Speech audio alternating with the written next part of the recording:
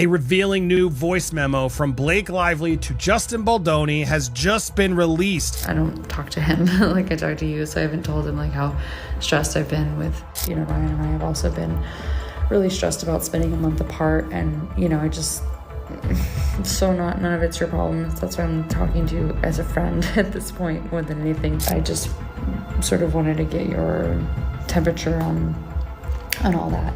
She's trying to him here. And there are many ways to people. It doesn't always have to be.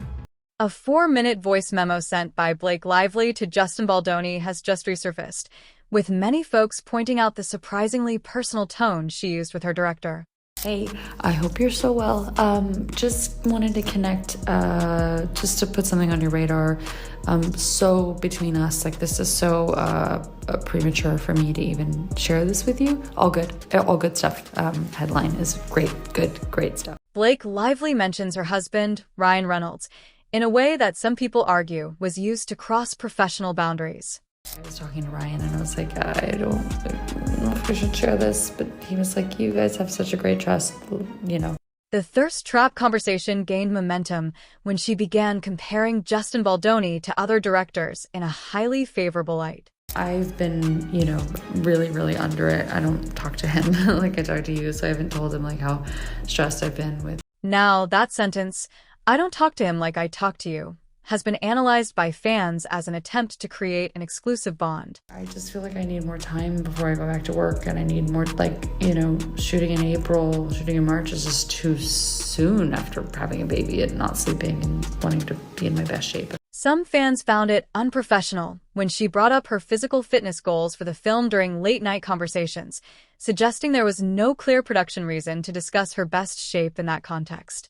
To many, it felt like an invitation for personal compliments rather than a professional check-in. The movie I'm doing before, Proxy, I sat down with the director and he was great and so lovely, and I'm so excited to work with him. And, we were just talking about how we have very little time to prep and, it's a lot of work. And he was like, is there any way you can get the other movie to push? I just feel like I need more time. And I was like, that ship is so sailed. To make her thirst trap active, she probably needed a strong reason to demand Justin Baldoni's help and constant attention, and she found this perfect excuse in a movie project called Proxy. The only reason that I'm doing Proxy before is because I gave them my word and I wouldn't go back on that and felt like I had to make it work. But having a week off in between, it's just a lot. It's a lot, and the closer the reality gets, the more I'm just panicking about that. She uses this completely fake crisis to beg Justin Baldoni to move his entire massive movie production schedule just to accommodate her emotional needs. But what really exposes the depth of her manipulation is the fact that Proxy vanished from Blake Lively's upcoming projects list just days after all these events and lawsuits came to light. She was completely booted from the project for her reputation being exposed. And it looks like she is no longer assigned to the movie Proxy with that Cornell Mundruzgo guy. By bringing up Proxy, she also managed to put her husband, Ryan Reynolds, back into this whole drama. But this time it was to make Justin Baldoni hyper-aware of her marital friction. But selfishly, what I would love about that is that, Ryan and I have also been really stressed about spending a month apart, and, I just...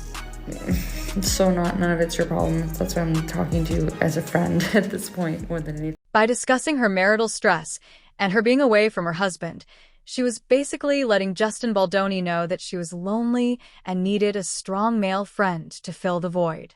A person commented saying, "She is the definition of two-faced." She sets up a false sense of security trust with every intention of using information against those who open up to her. Another one added, "The whole voice note is a red flag. She barely knows him, yet she is oversharing so much. She was testing him here." New year, new twist in the ongoing legal battle between Blake Lively and Justin Baldoni. Text messages have just been unsealed, and they reveal Baldoni's fears that his It Ends With Us co-star Blake was setting him up for trap. The late-night voice memo was really just the opening of this whole messy case. Because when this thing didn't result in the desired response she wanted from her director, Blake Lively put out her feelings in the text messages. The most important piece of evidence in this entire mess is a text where she wrote, "If you knew me longer, you'd have a sense of how flirty and yummy the banter can play." It's my love language. Spicy and playfully bold, never with teeth. The intent behind these specific words is obvious to anyone reading them.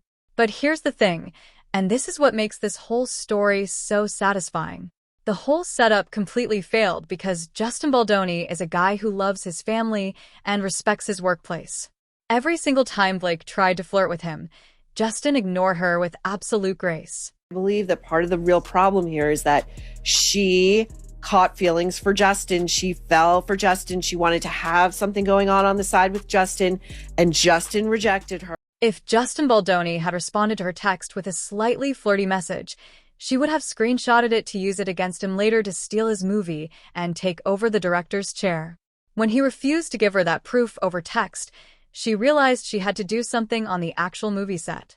And that's when things got really bad. That's what's crazy, is that she used all of her leverage to try to bully, push, prod, coerce, do whatever she could to get a control of the production and more so the post-production. So, when the digital thirst trap completely failed to produce the blackmail material, Blake Lively desperately needed to take control of the production. She moved her plans from the digital world to the actual physical movie set. But it almost feels like she added this scene so there could be improvised kissing that was added, but then she could go blame Justin for it. It Ends With Us is a romance movie that requires scenes between the two lead characters.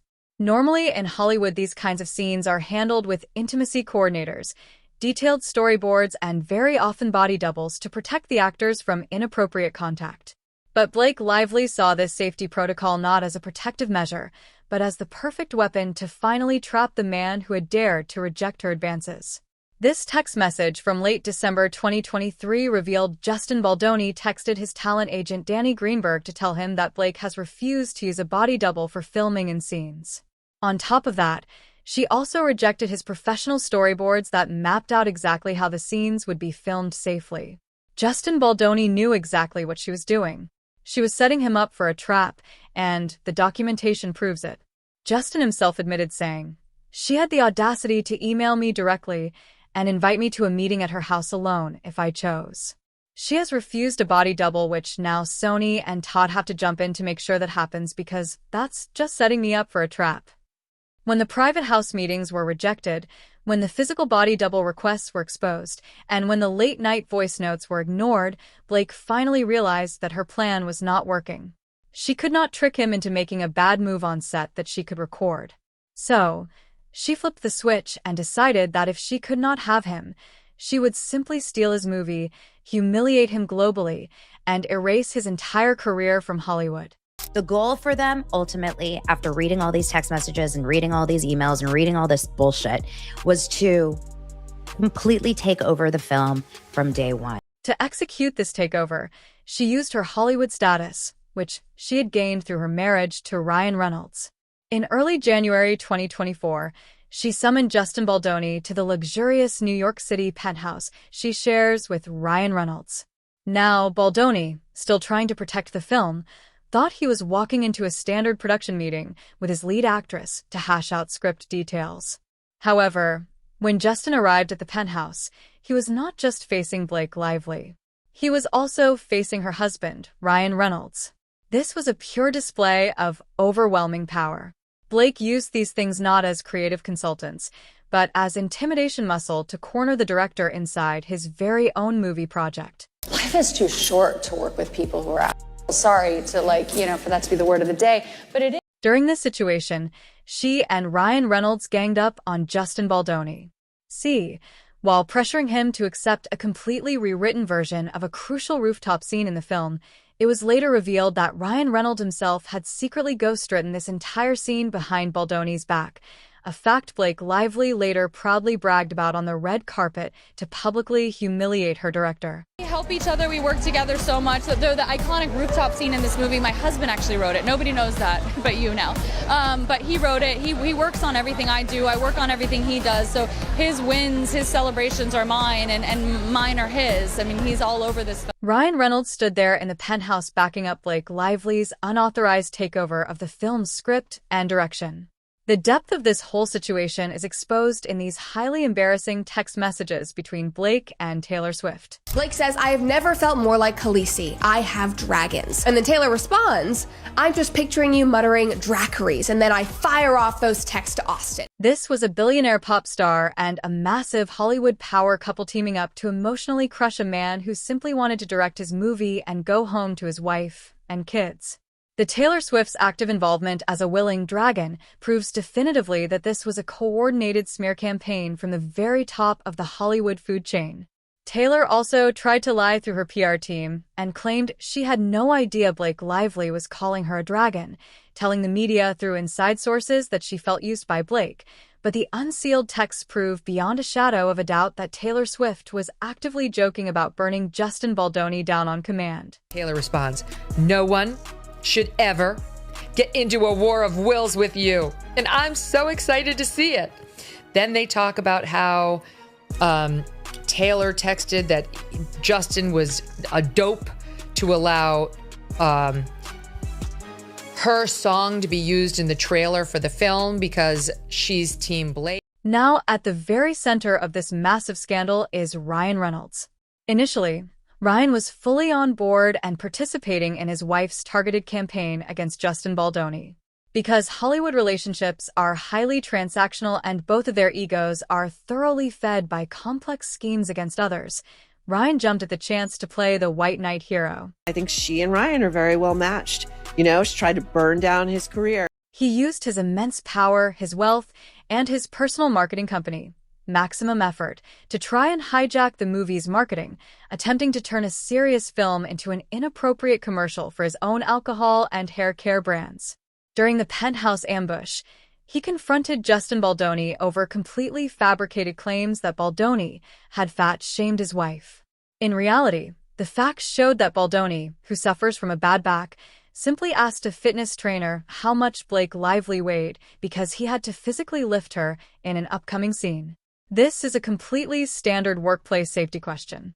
But Ryan Reynolds twisted this basic question, acting angry and in a way to punish the man his wife was currently targeting for destruction. I guess Ryan is out doing what is not in his nature, which is attempting to put out fires rather than start one, at least one that we know of. Ryan Reynolds went so low as to use his massive blockbuster movie Deadpool and Wolverine to publicly mock Justin Baldoni, creating a character called Nice Pool with a man bun just to give him an on-screen insult.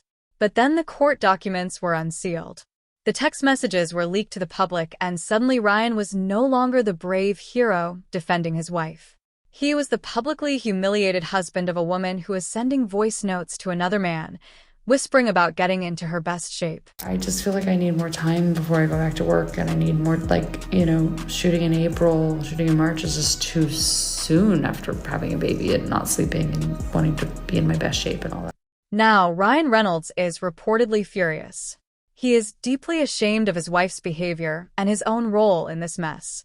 Sources indicate that Ryan is currently wobbling in his support, finally realizing that Blake Lively's strategy is a complete disaster that is rapidly destroying their highly lucrative family brand. He is angry about the massive damage to his wife's public image and the ongoing messy fallout from the court case. The marriage is getting bad behind closed doors as the grim reality of a divorce-level scandal looms heavily over their home. Somebody else who is very connected to this reached out and said, "Candace, you're 90% there. You're just missing one thing." And I'm beginning to wonder, and listen, full speculation, no proof, for him to go that crazy, did something happen between Justin Baldoni and Blake Lively? That's my question. Ryan Reynolds allowed his wife to use his name as a weapon of manipulation. In the leaked voice note, she specifically used Ryan to justify her late-night boundary crossing, claiming Ryan told her to fill him in because of their great trust. She used her husband as a human shield while she tried to attract another man in the dark. And when this thing completely failed, she made her husband do her dirty work, having him ghostwrite scenes and scream at the man who rejected her advances. The public backlash against Ryan Reynolds has been huge.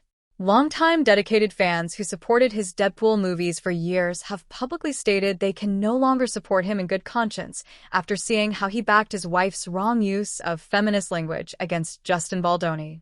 A person commented saying he was the mastermind behind this and let the genie out of the bottle, and now he can't control it and it's taking him down. Another one added, "I absolutely can't stand fake Blake or lying Ryan." Ryan is finally realizing that the fans see him not as a strong protector, but as a weak enabler to a 40-year-old woman who has absolutely no idea how to conduct herself professionally. The thought that the entire world has read his wife's desperate text to another man is something that's going to haunt him for a while. Who wants to get in business on a film with Ryan and Blake Lively? They come as a package deal, and they are trying to destroy Justin Baldoni's career before it ever gets off the. Meanwhile, when Blake Lively realized she was losing the public relations war, she filed this massive lawsuit against Justin Baldoni, accusing him of harassment.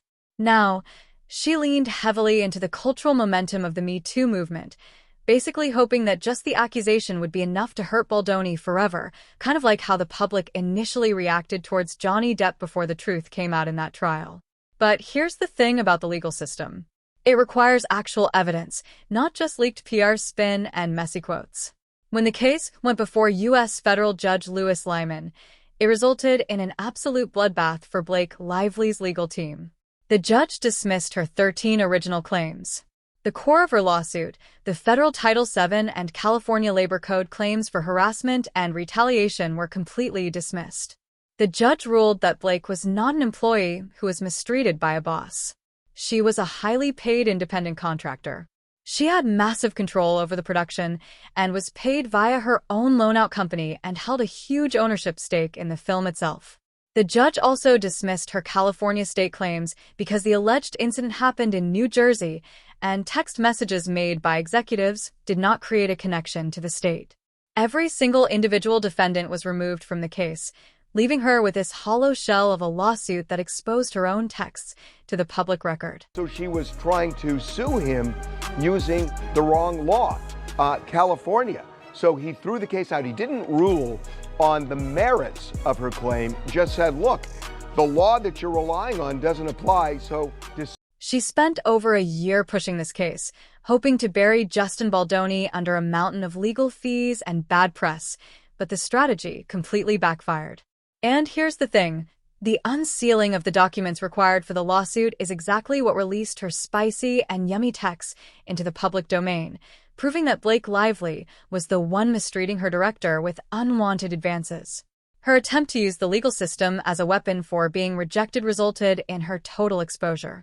She tried to frame a man for harassment because he refused to have an affair with her, and the federal courts saw right through the charade. In case you missed it, Blake's harassment case has been effectively dismissed as the judge dismissed 10 out of her 13 claims against Justin Baldoni and his team, and these were the claims on conspiracy and defamation. The leaked voicemail and the unsealed text messages provide this rare, unfiltered look into the reality of Hollywood power dynamics.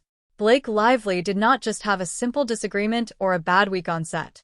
She executed a multi-step campaign to trap, control, and ruin Justin Baldoni.